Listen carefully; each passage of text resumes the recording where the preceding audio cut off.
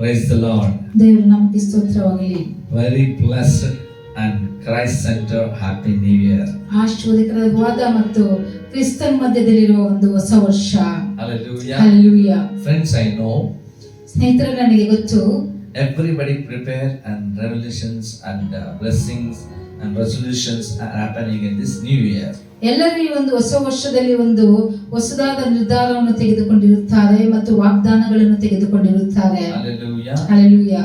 Because ಯಾಕಂದರೆ Hallelujah. Hallelujah.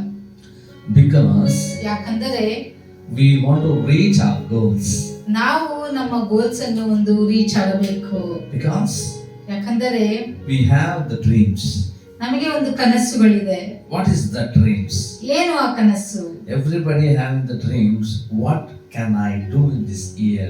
ಎಲ್ಲರಿಗೂ ಒಂದು ಕನಸಿರುತ್ತದೆ, ಈ ಹೊಸ ವರ್ಷದಲ್ಲಿ ಏನು ನಾನು ಮಾಡಬೇಕು ಎಂಬುದಾಗಿ. Everyone's plan is to buy the house. ಎಲ್ಲರ ಒಂದು ನಿರ್ಣಯ ಏನಾಗಿರುತ್ತದೆ ಅಂದರೆ ನಾನು ಹೊಸ ಮನೆಯನ್ನು ಖರೀದಿಸಬೇಕು. And I want to take good car. ಒಳ್ಳೆಯ ಒಂದು ಕಾರನ್ನು ತೆಗೆದುಕೊಳ್ಳಬೇಕು. Two wheelers.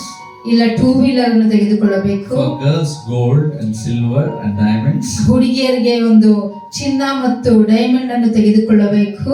The year will come, they will be having lot of dreams and goals.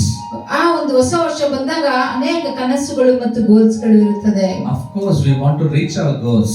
ಹೌದು, ನಾವು ಒಂದು ನಮ್ಮ ಗೋಲ್ಸ್ ಅನ್ನು ಅದಕ್ಕೆ ನಾವು ಸೇರಬೇಕು. But about your ability we cannot check, we cannot do it and we cannot reach that goals.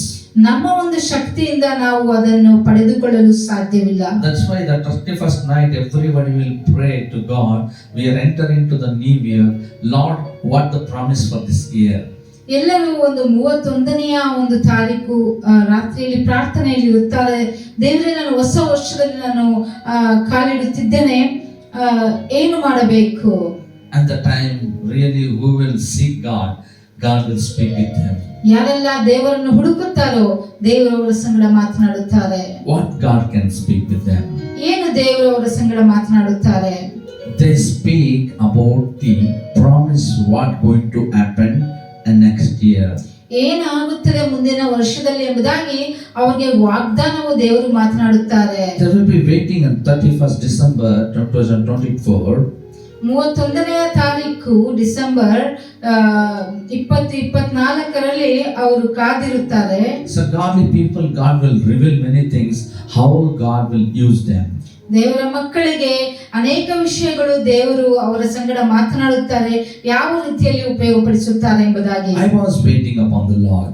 ನಾನು ಸಹ ದೇವರ ಒಂದು ಸನ್ನಿಧಾನದಲ್ಲಿ ಒಂದು ಕಾಯುತ್ತಿದ್ದೆನು. What God revealed to me? ದೇವರು ನನಗೆ ಏನನ್ನು ತೋರಿಸಿದರು? This is a year of the fruitfulness.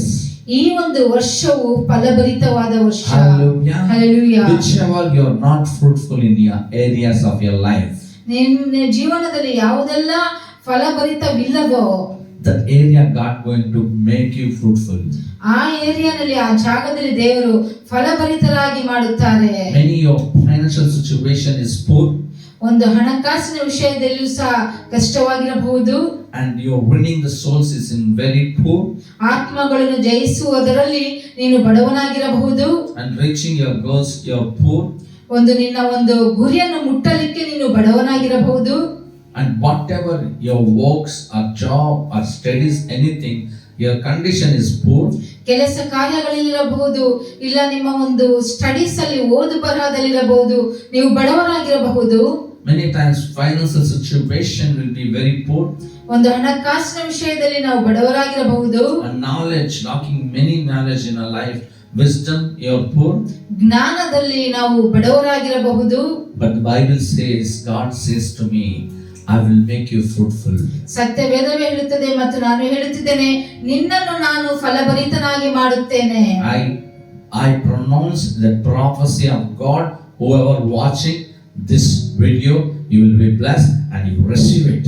ದೇವರು ಕೊಟ್ಟಿರುವ ಆ ವಾಗ್ದಾನವನ್ನು ಪ್ರವಾದನೆಯಾಗಿ ನಾನು ಹೇಳುತ್ತೇನೆ, ನೀವು ಪಡೆದುಕೊಳ್ಳಿರಿ. ಈ ವರ್ಷವು ಫಲಭರಿತವಾಗಿರುತ್ತದೆ. This is year of fruitfulness. ಈ ವರ್ಷವು ಫಲಭರಿತವಾದ ವರ್ಷ. Hallelujah. Hallelujah. Whoever never given a fruit in your area of life, you will going to have the bunch of fruits in your life. ನಿಮ್ಮ ಜೀವನದಲ್ಲಿ ಯಾವ ಏರಿಯಾನಲ್ಲಿ ಯಾವ ಜಾಗದಲ್ಲಿ ನೀವು ಫಲವನ್ನು ಕೊಟ್ಟಿಲ್ಲವೋ ದೇವರು ಆ ಜಾಗದಲ್ಲಿ ಫಲ ಕೊಡುವವರಾಗಿ ನಿಮ್ಮನ್ನು You ಮಾರ್ಪಡಿಸುತ್ತಾರೆ. open the windows of heaven and you pour out the rain upon your dry land.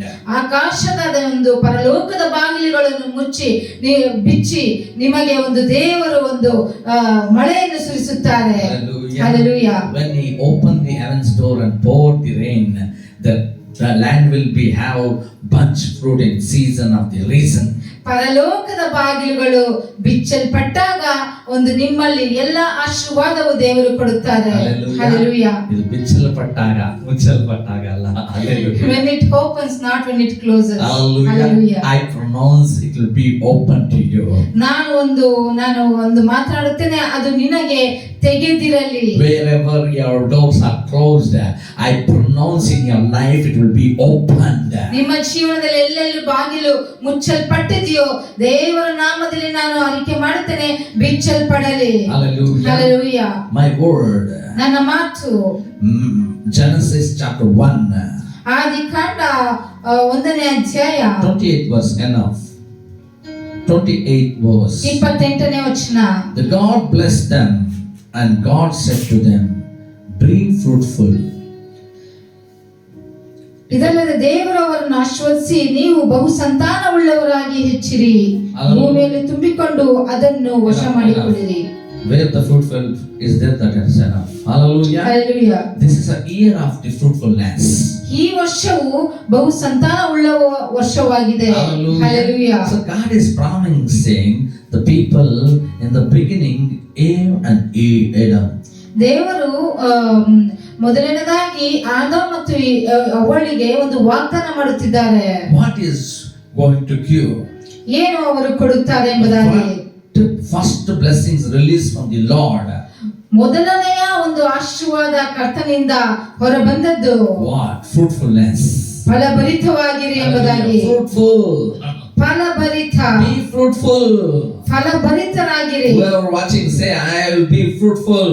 ಯಾರೆಲ್ಲ ವೀಕ್ಷಿಸುತ್ತಿದ್ದಾರೋ ಹೇಳಿರಿ, ನಾನು ಫಲಭರಿತವುಳ್ಳವನಾಗಿರುತ್ತೇನೆ. Hallelujah. Hallelujah. Hallelujah. Hallelujah. God going to make you fruitful. ದೇವರು ನಿನ್ನನ್ನು ಫಲ ಕೊಡುವವರಾಗಿ ನಿನ್ನನ್ನು ಮಾಡುತ್ತಾರೆ. This is a year of fruitful. ಈ ವರ್ಷವು ಫಲಭರಿತವಾಗಿರುತ್ತದೆ. Hallelujah. Hallelujah. Hallelujah. Hallelujah. I praise you, Lord. ನಿನ್ನನ್ನು ನಾನು ತಂದೆ ಸ್ತುತಿಸುತ್ತೇನೆ. Hallelujah. Hallelujah. So this is what God has spoken and promised to me. ಇದೇ ಒಂದು ದೇವರ ವಾಗ್ದಾನವು ನನ್ನ ಸಂಗಡ ಮಾತನಾಡಿದ್ದಾರೆ. That's why we want to be fruitful in this year.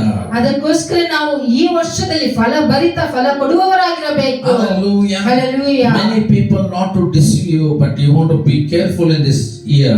ಈ ವರ್ಷ ನಿಮ್ಮನ್ನು ಯಾರು ವಂಚಿಸಲಾರದೆ ನೀವು ತುಂಬಾ ಜಾಗೃತರಾಗಿರಬೇಕು. What Matthew says.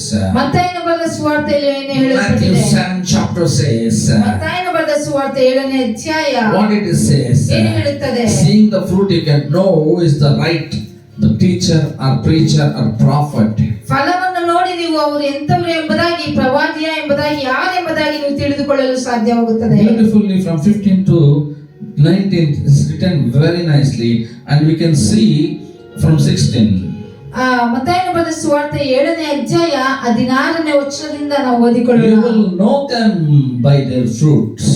ಅವರ ಫಲಗಳಿಂದ ಅವರನ್ನು ತಿಳುಕೊಳ್ಳುವಿರಿ. Hallelujah. Hallelujah. There also God is telling it, if you know the fruits of them, you can know who they are. ಇದರ ದೇವರು ಇಲ್ಲೂ ಸಹ ಮಾತನಾಡುತ್ತಿದ್ದಾರೆ, ಅವರ ಫಲವನ್ನು ನೋಡಿ ಅವರು ಯಾರು ಎಂಬುದಾಗಿ ನೀವು ತಿಳಿದುಕೊಳ್ಳಬಹುದು. Hallelujah. Hallelujah. What is the fruits? ಆ ಫಲ ಅಂದರೆ ಏನು? What is the fruits means? ಫಲಗಳು ಅಂದರೆ ಏನು? It is nothing but ಅದೇನು ಅಲ್ಲ, it is a character. ಒಂದು ಗುಣ ಶೈಲಿಯಾಗಿದೆ. If you don't have character of the love of God, ದೇವರ ಪ್ರೀತಿಯ ಒಂದು ಗುಣಶೈಲಿ ನಿನ್ನಲ್ಲಿ ಇಲ್ಲದೆ ಇದ್ದರೆ, if you are the prophet or if you are the teacher, if you are the pastor, if you are the evangelist, anything you take, but you don't have the fruits of the Lord in you, you cannot bear this fruit.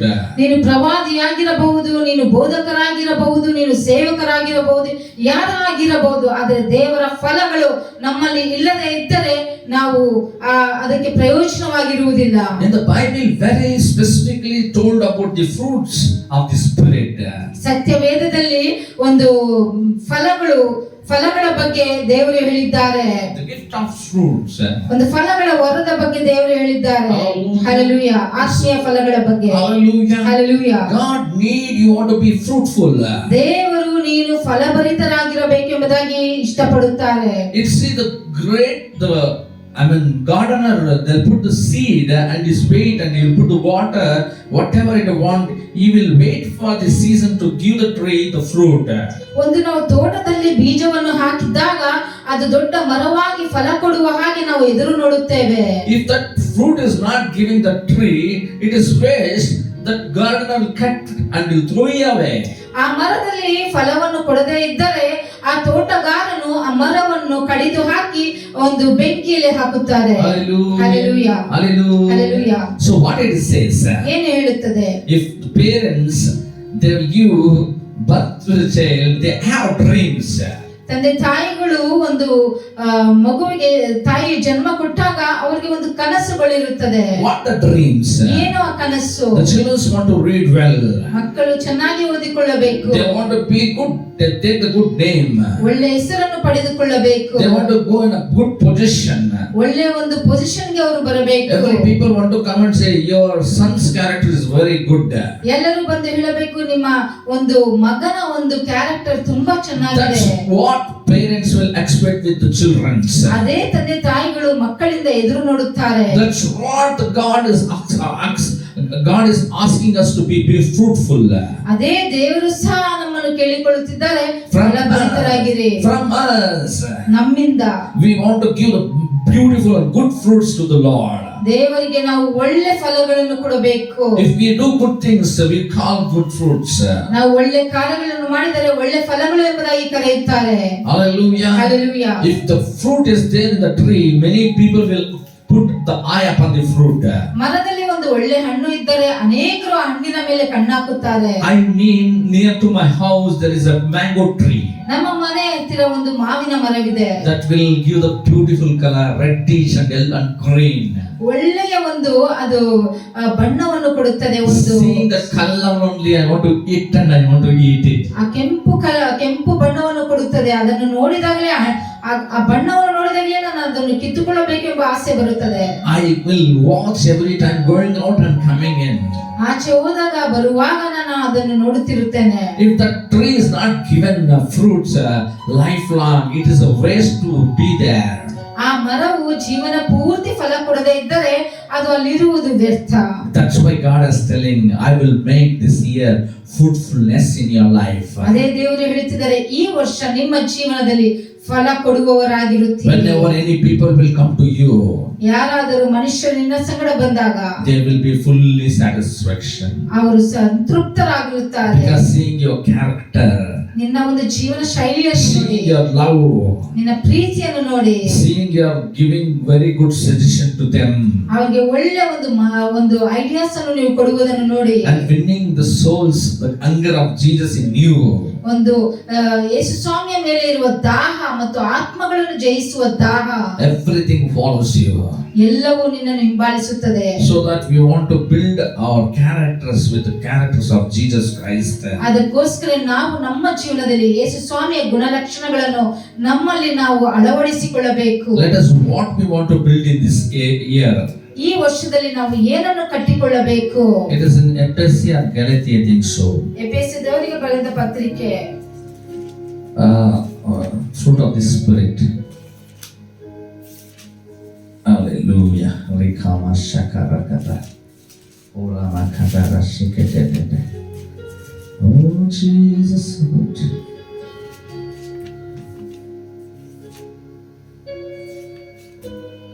Mostly Galatia, I think so. Galati 5th chapter, I think so. Hallelujah.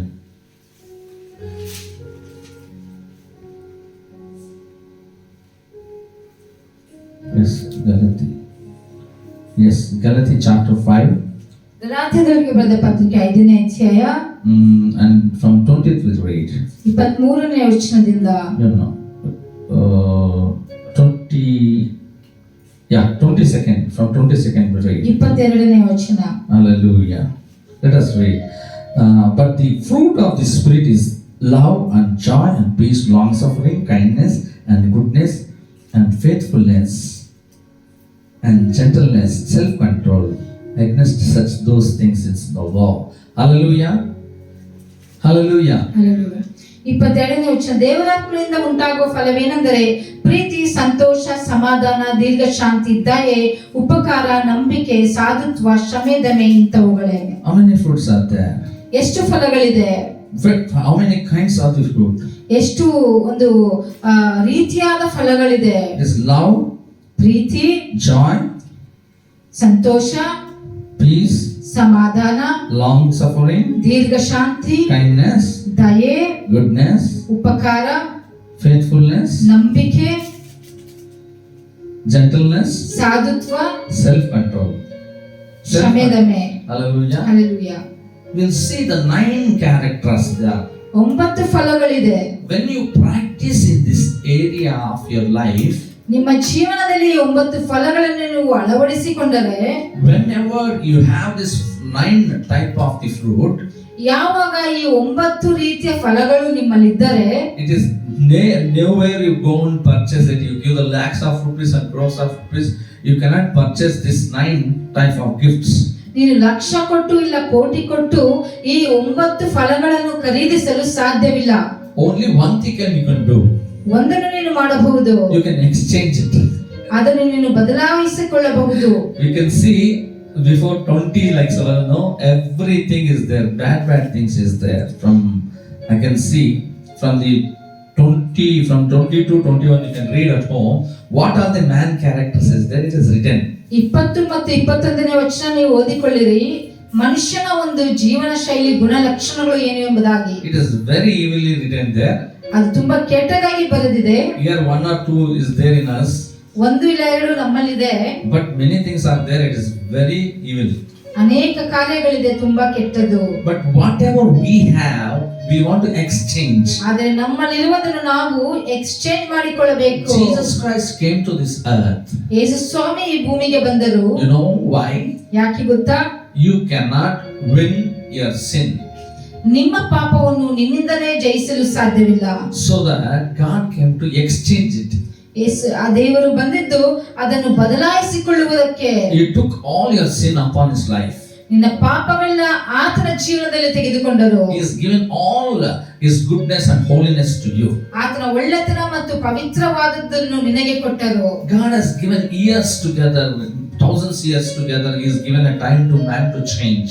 ದೇವರು ಒಂದು ವರ್ಷಾಂಗಟ್ಲೆ ದೇವರು ಸಾವಿರಾರು ವರ್ಷಗಳು ದೇವರು ಮನುಷ್ಯನಿಗೆ ಒಂದು ಸಮಯವನ್ನು ಕೊಟ್ಟಿದ್ದಾರೆ. ಯಾವುದಕ್ಕೆಂದರೆ ಬದಲಾವಣೆ ಹೊಂದಿಕೊಳ್ಳುವುದಕ್ಕೆ. But they never left their evilness and sin. ಆದರೆ ಅವರು ಅವರ ಕೆಟ್ಟತನವನ್ನು ಪಾಪವನ್ನು ಬಿಡಲಿಲ್ಲ. But what happened? ಏನಾಯಿತು? Jesus, God came like a flesh. He took all the sin upon the people of the mankind.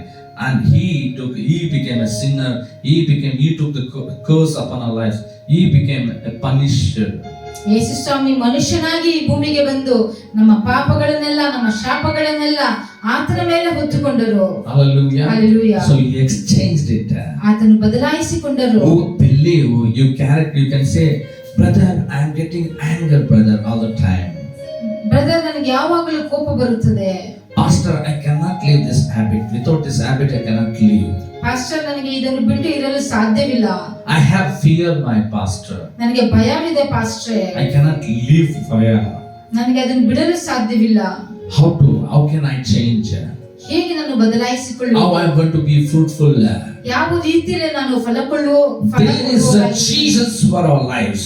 ನಮ್ಮ ಜೀವನದಲ್ಲಿ ಯೇಸು ಸ್ವಾಮಿ ಇದ್ದಾರೆ. When the Jesus is there, whoever believe on him, he will make them exchange. ಯಾರೆಲ್ಲ ಯೇಸು ಸ್ವಾಮಿಯನ್ನು ನಂಬುತ್ತೀರೋ ಆತನು ಬದಲಾಯಿಸಿಕೊಳ್ಳಲು ಸಿದ್ಧನಾಗಿದ್ದಾನೆ. Everything instantly kept for to exchange our life. ನಮ್ಮ ಜೀವನವನ್ನು ಬದಲಾಯಿಸಿಕೊಳ್ಳುವುದಕ್ಕೆ instant ಆಗಿ ಇದ್ದಾರೆ. God will change all our bad characters to good characters. What all good things is there, He will give and He will exchange all your bad characters. ಆತನು ಬದಲಾಯಿಸುವುದಕ್ಕೆ ನಮ್ಮಲ್ಲಿರುವ ಕೆಟ್ಟದ್ದನ್ನೆಲ್ಲ ತೆಗೆದುಕೊಂಡು ನಮಗೆ ಬೇಕಾಗಿರೋ ಒಳ್ಳೆಯದನ್ನೆಲ್ಲ ಕೊಡುವುದಕ್ಕೆ ಬದಲಾಯಿಸಿಕೊಳ್ಳುವುದಕ್ಕೆ ಆತನಿದ್ದಾನೆ. You want to change? ನೀನು ಬದಲಾಯಿಸಿಕೊಳ್ಳಲು You ಸಿದ್ಧವಾಗಿದ್ದೀಯಾ? cannot change. ನಿನ್ನಿಂದ ನೀನು ಬದಲಾಯಿಸಿಕೊಳ್ಳಲು You ಸಾಧ್ಯವಿಲ್ಲ. just surrender to the Lord and pray. God will change you. ನಿನ್ನನ್ನು ನೀನೇ ಕರ್ತನಿಗೆ ಅರ್ಪಿಸು, ದೇವರು ನಿನ್ನನ್ನು ಬದಲಾಯಿಸುತ್ತಾರೆ. I will change myself. I have capacity. I have knowledge. Oh, I know many things. Who you people to teach us? Don't talk that rubbish. ನನಗೆ ಜ್ಞಾನವಿದೆ, ನನ್ನನ್ನು ನಾನೇ ಬದಲಾಯಿಸಿಕೊಳ್ಳುತ್ತೇನೆ, ಯಾರಿಂದಲೂ ನನಗೆ ಸಹಾಯ ಬೇಡ ಎಂಬುದಾಗಿ ಇಂಥದ್ದನ್ನೆಲ್ಲ ನೀವು ಮಾತನಾಡಬೇಡಿರಿ. Don't ever talk. I don't know anything you say. God will fill everything to you. ದೇವರೇ ನನಗೆ ಏನೋ ಗೊತ್ತಿಲ್ಲ ಎಂಬುದಾಗಿ ನೀನು ದೇವರನ್ನು ಕೇಳಿಕೊಂಡಾಗ ದೇವರು ನಿನ್ನನ್ನು ತುಂಬಿಸುತ್ತಾರೆ. Hallelujah. Hallelujah. My dear ones. ಪ್ರಿಯರೇ, Then why you are waiting for the fruitfulness to the year? ಮತ್ತೆ ಯಾವುದಕ್ಕೋಸ್ಕರ ನೀನು ಕಾದಿದ್ದೀಯಾ ಈ ವರ್ಷದಲ್ಲಿ? The Bible says when the fruit he bears, everything will be follow to him. ನೀನು ಫಲ ಕೊಟ್ಟಾಗ ಪ್ರತಿಯೊಂದು ನಿನ್ನನ್ನು ಹಿಂಬಾಲಿಸುತ್ತದೆ. People was they having food those days. ಆ ದಿನಗಳಲ್ಲಿ ಮನುಷ್ಯರು They want to have the food, ಆಹಾರವನ್ನು ತೆಗೆದುಕೊಳ್ಳಬೇಕು. but they don't have any like grains and anything. But they was finding the fruits. ಅವರು ಫಲವನ್ನು ಹುಡುಕುತ್ತಿದ್ದರು, ಆಹಾರವನ್ನು. They got the fruits. ಅವರಿಗೆ ಸಿಕ್ಕಿತು, Fruits. ಫಲ ಸಿಕ್ಕಿತು. Where they went, the garden and everywhere, they find out the fruits. ಎಲ್ಲೆಲ್ಲ ಹೋದರೂ ಅವರಿಗೆ ಅಲ್ಲೆಲ್ಲ ಸಿಕ್ಕಿತು ಒಂದು ಫಲವು. What happened? ಏನಾಯಿತು? The hunger went away ಅವರ ಒಂದು ಹಸಿವು ಹೊರಟು ಹೋಯಿತು. because they had fruit. ಯಾಕಂದ್ರೆ ಆ ಹಣ್ಣನ್ನು ತಿಂದರು. Many are nowadays they'll eat only fruits and they leave. ಈ ದಿನಗಳಲ್ಲಿ ಅನೇಕರು ಬರೀ ಹಣ್ಣುಗಳನ್ನೇ ತಿಂದು ಜೀವಿಸುತ್ತಾರೆ. Because fruit is so valuable in the Bible. The Bible says. ಸತ್ಯವೇದದಲ್ಲಿ ಹೇಳುತ್ತದೆ ಹಣ್ಣು ತುಂಬಾ ಬೆಲೆಯುಳ್ಳದು. Because it's directly from God. ಅದು ದೇವರಿಂದ ಡೈರೆಕ್ಟ್ ಆಗಿ No ಬಂದದ್ದು. fake. ಅದು ಫೇಕ್ ಇಲ್ಲ. Hallelujah. Hallelujah. Who will eat them? ಅದನ್ನು ಯಾರು ತಿನ್ನುತ್ತಾರೋ They live longer. ಅವರು ತುಂಬಾ ವರ್ಷಗಳು ಬದುಕುತ್ತಾರೆ. Hallelujah. Hallelujah. The fruit is nothing but the life of tree is nothing but Jesus. ಒಂದು ಯೇಸು ಸ್ವಾಮಿಯ ಒಂದು ಜೀವನದ ಒಂದು ಹಣ್ಣಾಗಿದ್ದಾರೆ. Hallelujah. Hallelujah. The tree of the fruit is Jesus. ಆ ಮರದ ಹಣ್ಣು ಯೇಸು ಸ್ವಾಮಿ ಆಗಿದ್ದಾರೆ. The life, the tree will give the life. ಆ ಮರವು ಜೀವ ಕೊಡುತ್ತದೆ. Hallelujah. Hallelujah. Correct or no? ನಿಜವಾ ಅಲ್ಲವಾ? It is true. ನಿಜ.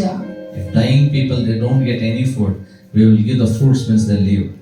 ಒಂದು ಸಾಯುವ ಪರಿಸ್ಥಿತಿ ಇದ್ದಾಗ ಅವರಿಗೆ ಏನು ತಿನ್ನಲಿಕ್ಕಾಗದೇ ಇದ್ದಾಗ ಹಣ್ಣುಗಳನ್ನು ಕೊಟ್ಟರೆ ಅವರು ಜೀವಿಸುತ್ತಾರೆ. So you want to be a fruitful. ನೀನು ಫಲ ಕೊಡುವವರಾಗಿರಬೇಕು, ಫಲಭರಿತರಾಗಿರಬೇಕು. I will add little fruitfulness. Fruitfulness. ಫಲಭರಿತ. So you know, fruitfulness means there will be plenty of fruits. ಫಲಭರಿತ ಎಂದರೆ ತುಂಬಾ ಹಣ್ಣುಗಳಿರುತ್ತದೆ ಅಲ್ಲಿ. It means called storage nowadays.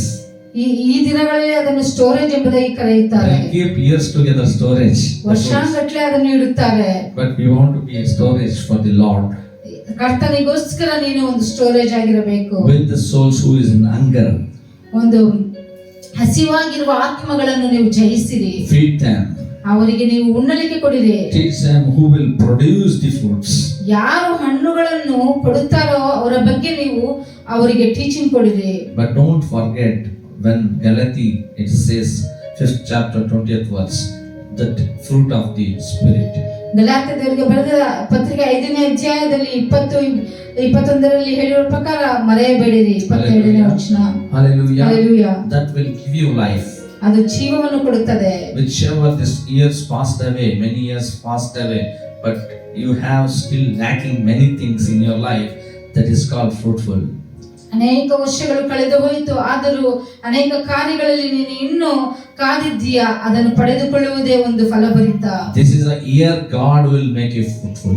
ಇದೇ ಒಂದು ವರ್ಷ ದೇವರು ನಿನ್ನನ್ನು ಫಲಭರಿತರಾಗಿ ಮಾಡುತ್ತಾರೆ. Hallelujah. Hallelujah. May God bless you. ದೇವರು ನಿಮ್ಮನ್ನು ಆಶೀರ್ವದಿಸಲಿ. Hallelujah. Hallelujah. When you will be fruitful, you will share others your life.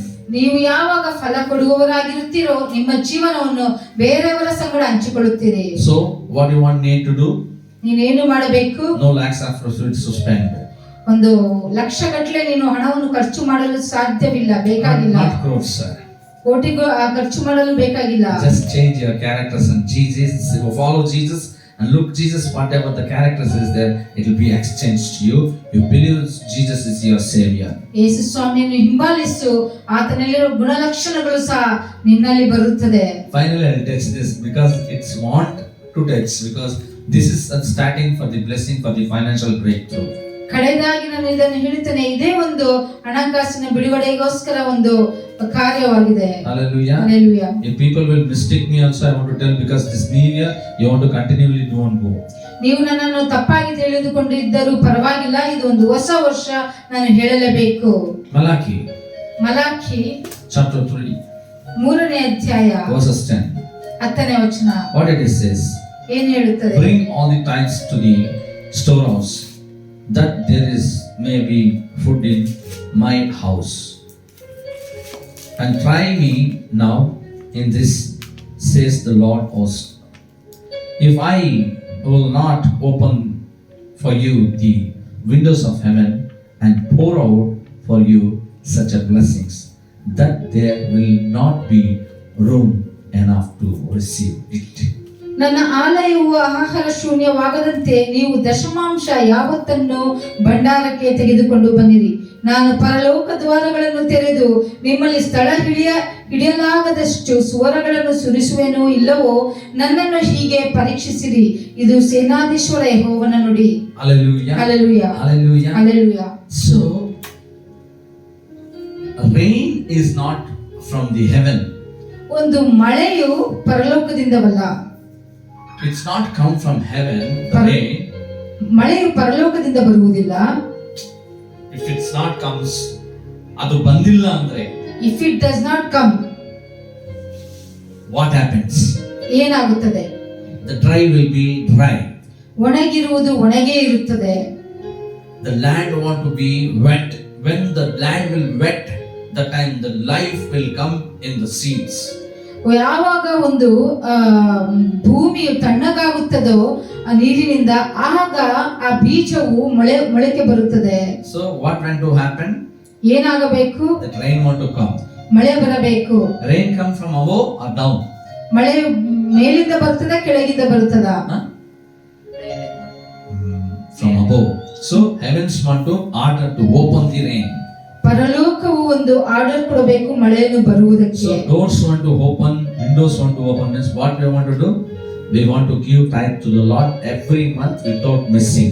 ಬಾಗಿಲುಗಳು ಬಿಚ್ಚಬೇಕೆಂದರೆ ನಾವು ಪ್ರತಿ ತಿಂಗಳು ಮರೆಯಲಾರದೆ ನಮ್ಮ ಒಂದು ದಶಮಾಂಶವನ್ನು ಭಂಡಾರಕ್ಕೆ ತೆಗೆದುಕೊಂಡು ಬರಬೇಕು. So you never lack anything in your lifetime. ಯಾವ ವಿಷಯದಲ್ಲಿ ನಿನ್ನ ಜೀವನದಲ್ಲಿ ಒಂದು ಕೊರತೆ ಇರುವುದೇ ಇಲ್ಲ. I bless and I wish this is a year of fruitfulness. ನಾನು ಆಶೀರ್ವದಿಸುತ್ತೇನೆ ಮತ್ತು ಹೇಳುತ್ತೇನೆ, ಈ ವರ್ಷವು ಫಲ ಕೊಡುವ ವರ್ಷ, ಫಲ ಭರಿತವಾದ ವರ್ಷ.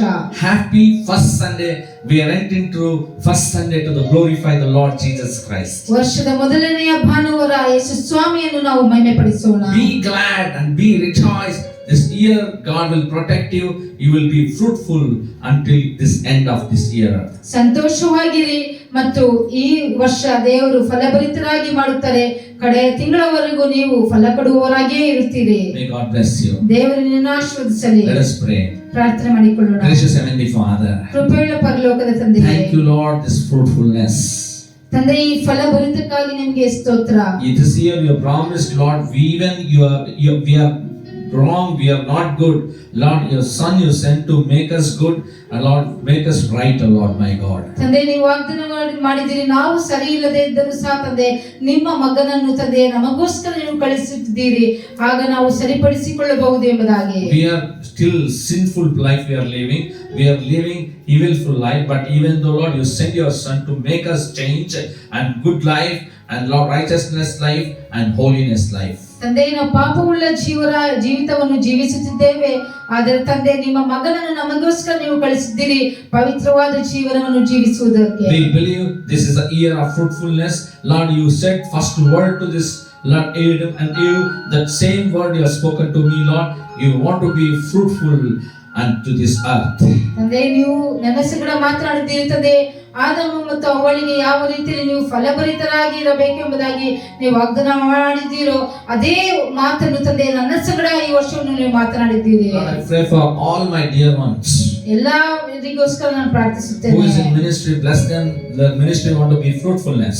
ಸೇವೆಯಲ್ಲಿ ಇರುವವರನ್ನು ತಂದೆ ಆಶೀರ್ವದಿಸಿರಿ, ಅವರು ಫಲಭರಿತರಾಗಿರಬೇಕು. Lord, who is helping into ministry, their lives want to be fruitfulness.